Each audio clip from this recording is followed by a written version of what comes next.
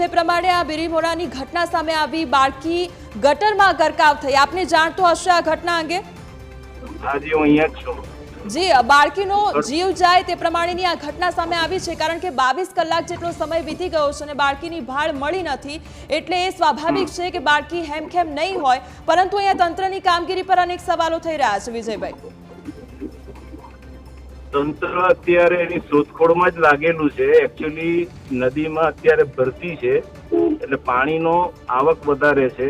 એવા સંજોગોના અંદર એને શોધવી મુશ્કેલ છે અને અહીંયા ફાયરની ટીમ શોધખોળ માટે લાગેલી છે. સ્થાનિક સરવૈયાઓ પણ સાથે કામગીરી કરી રહ્યા છે.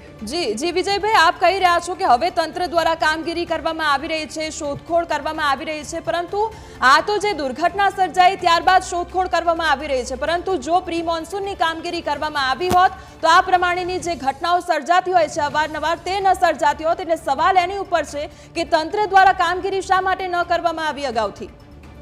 આ કદાચ તમારી સમજફેર થતી હશે. ઘટના સ્થળ પર તમે આવો તો તમને ખ્યાલ આવે. એકચ્યુઅલી આ જે ઘટના બની છે એ પાણીના કુદરતી નિકાલ, જે વરસાદી પાણીનો જે નિકાલ થતો છે એની જે પાઇપલાઇન છે એ પાઇપલાઇન પાસે બાળકી રમતા પડી જાય છે. એ પાઇપલાઇન એકચ્યુઅલી એટલી ઊંડી પણ નથી અને એની એટલી પહોળાઈ પણ નથી, પરંતુ પરિસ્થિતિ એવી છે કે ગઈકાલે વરસાદ વધારે હતો અને એમાં એ બાળકી એકચ્યુઅલી ત્યાં આગળ એ એવા એરિયામાં હતી કે જે ખરેખર રસ્તાને અડીને નથી આવેલી, સાઈડ પર હતી, પણ એ બાજુ કોઈ કારણસર એ બાળકી પહોંચી ગઈ અને અકસ્માતે અંદર પડી ગઈ.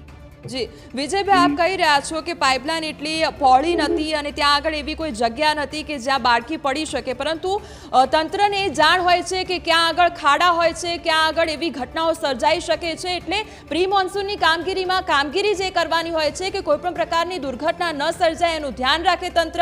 આ સિવાય જે એવો વિસ્તાર હોય તેને કોર્ડન કરી દેવામાં આવે, બેરિકેડ મૂકવામાં આવે, એટલે કોઈપણ પ્રકારની ત્યાં આગળ દુર્ઘટના ન સર્જાય એનું પહેલેથી ધ્યાન રાખવાનું હોય છે. એટલે આમાં પણ જો આગોતરા પગલાં લીધા હોત તો આ બાળકી ગરકાવ ન થઈ હોત. વિજયભાઈ,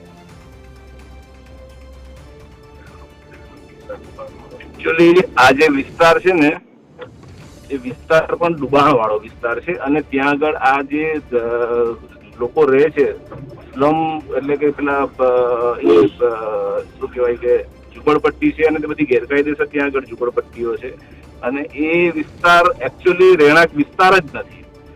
એટલે એના અંદર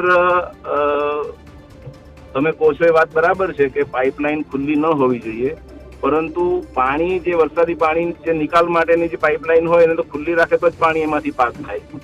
એમાં ઢાંકણ આવવાનો કોઈ પ્રશ્ન નથી આવતો. જી વિજયભાઈ, એટલે આપ જ કહી રહ્યા છો કે આ રહેણાંક વિસ્તાર નહોતો અને ગરીબો ત્યાં આગળ રહી રહ્યા છે, શ્રમિકો ત્યાં આગળ રહી રહ્યા છે, એટલે આપને જાણ તો હતી જ કે ત્યાં આગળ લોકો વસવાટ કરી રહ્યા છે, તો શું તંત્રની એ જવાબદારી નથી કે ભલે રહેણાંક વિસ્તાર નથી અને ત્યાં આગળ લોકો વસવાટ કરી રહ્યા છે તો તેમનો જીવ પણ ન જોખમાય એનું ધ્યાન રાખે? શું પછી ત્યાં આગળ રહેણાંક વિસ્તાર ન હોય અને એની પરમિશન ન હોય એટલે લોકો રહેતા હોય તો પછી એના ઉપર ધ્યાન જ નહીં આપવાનું, એવું હોય છે? ના, એવું બિલકુલ નથી હોતું. તો પછી આમાં કેમ ધ્યાન ન આપ્યું અને કેમ જવાબદારી ન લીધી? શું તંત્ર રાહ જોઈ રહ્યું હતું કે કોકનો જીવ જાય અને કોઈ મૃત્યુ પામે અને ત્યારબાદ કામગીરી કરે? એવું કોઈ પણ વ્યક્તિ આટલા તમે જે રીતે વાત કરો છો એટલા અસંવેદનશીલ કોઈ ના હોઈ શકે, બરાબર, પરંતુ દુર્ઘટના એ દુર્ઘટના હોય છે. એ કઈ જાણી જોઈને કરવામાં આવેલો કોઈ એ કૃત્ય નથી હોતું.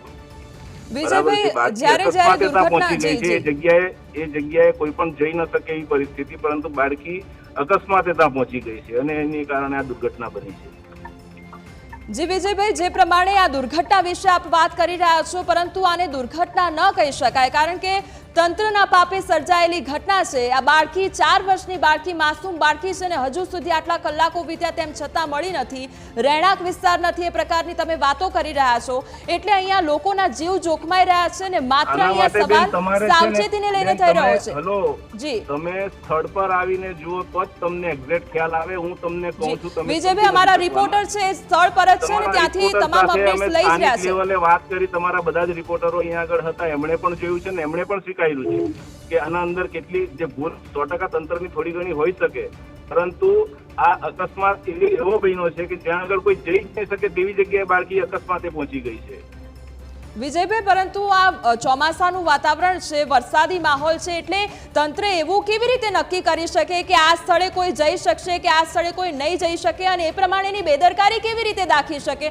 તમે ઘરે બેઠા કેવી રીતે નક્કી કરી શકો કે રસ્તા ઉપર આ બાળક અહીંયા જશે કે આ વાહન અહીંયા પડશે કે નહીં પડે, કેવી રીતે નક્કી થાય? તમને એટલું કહું બેન કે નદી નાળું હોય તો ત્યાં નહીં જ જવાનું હોય, એટલું તો કોઈ સ્વાભાવિક વસ્તુ કોઈ પણ વ્યક્તિ સમજી શકે. પણ વિજયભાઈ, આપણે ટીવી સ્ક્રીનમાં સતત ન્યૂઝ ચલાવતા હોઈએ છીએ કે જ્યારે ચોમાસું આવતું હોય, જ્યારે વરસાદી માહોલ જામતો હોય ત્યારે બાળકો ખાડામાં પડતા હોય છે, વાહન ચાલકો ખાડામાં પડતા હોય છે, ઘણી એવી ઘટના ગરકાવ થવાની સામે આવતી હોય છે. તેમ છતાં તમે એમ કહો છો કે જે આ પાઇપલાઇન હોય અથવા તો ગટર જેવી જે પરિસ્થિતિ જોવા મળતી હોય ત્યાં આગળ લોકો જાય નહીં, તો બાળક તો ત્યાં આગળ જઈ શકે છે ને? એ લોકોને ક્યાં સમજણ હોય છે વિજયભાઈ? હા, એની અસમજણના કારણે જ આ ઘટના બની છે, એટલા માટે એને દુર્ઘટના કહું છું.